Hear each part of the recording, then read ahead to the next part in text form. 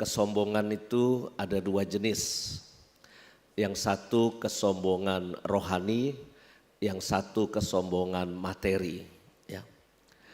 Kesombongan materi mungkin terkait ekonomi, status ekonomi, jabatan, pangkat kita. Ya. Itu bisa membuat kita sombong. Coba kita lihat di jalanan, kalau ada mobil lewat pakai sirene, terus pakai lampu biru-biru lewat ya, tototoet, tototoet, tototoet. Dulu mungkin orang langsung takut minggir ya. Tapi sekarang ini orang tuh malah nyumpahin loh kadang-kala. Siapa sih ini, belagu amat gitu ya. Jadi eranya itu sekarang kita nggak bisa sombong-sombongan dengan pangkat jabatan.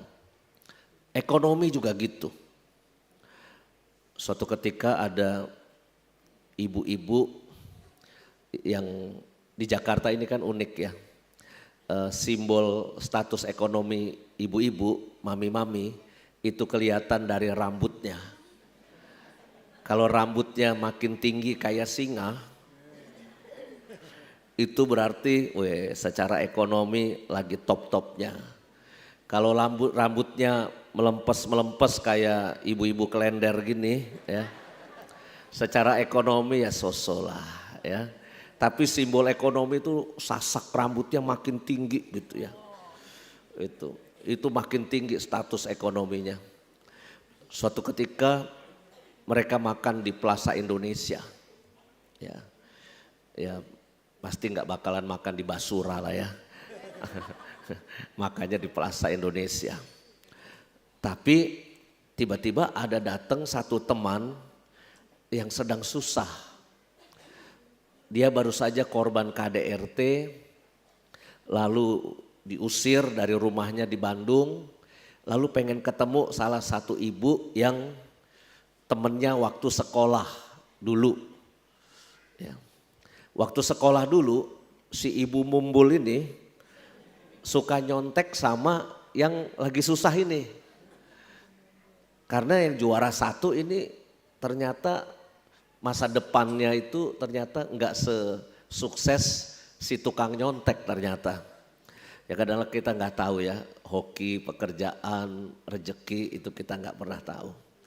Nah ada teman-temannya yang bilang, lu sono. Orang kayak gitu jangan diajak makan bareng kita.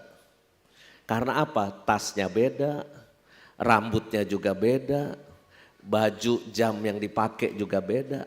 Nah itu kadang-kala kita bisa merendahkan orang dari sisi materi. Ya.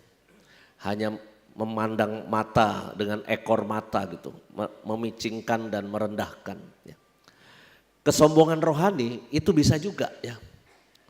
Tuhan terima kasih, saya tidak seperti Edi Jelahu Tuhan. Saya donatur Tuhan, saya direktur pusat pastoral. Saya sudah menyumbang berapa gereja, enggak seperti Edi Jelahu minta sumbangan terus.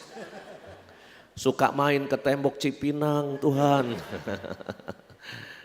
Maka saya sombong secara rohani, tapi Tuhan berkata yang dibenarkan Edi Jelahu.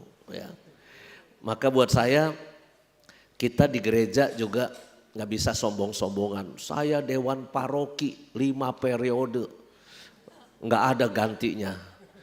Itu namanya gila jabatan itu ya. Masa 5 dewan pak 5 kali periode nggak mau ganti-ganti gitu kan.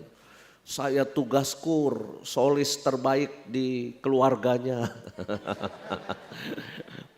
Ya, lalu kita membanggakan jasa-jasa dan karya kita di hadapan Tuhan.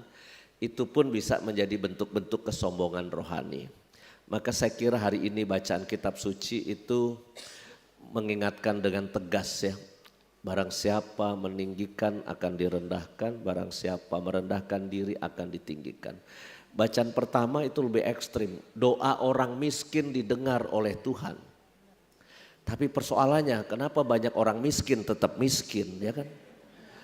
Yang orang kaya makin kaya, ini persoalannya di situ. Kalau doa diukur berdasarkan materi, maka kita akan kecewa. Ya. Tapi pembenaran dari Tuhan kita tunggu episode selanjutnya. Saya kira segala sesuatu tidak diukur dari materi yang kita punya di dunia. Oke, kita harus berjuang, oke kita harus susah payah, tetapi jangan lupa Tuhan menjanjikan sesuatu yang lebih besar daripada apa yang kita alami di dunia.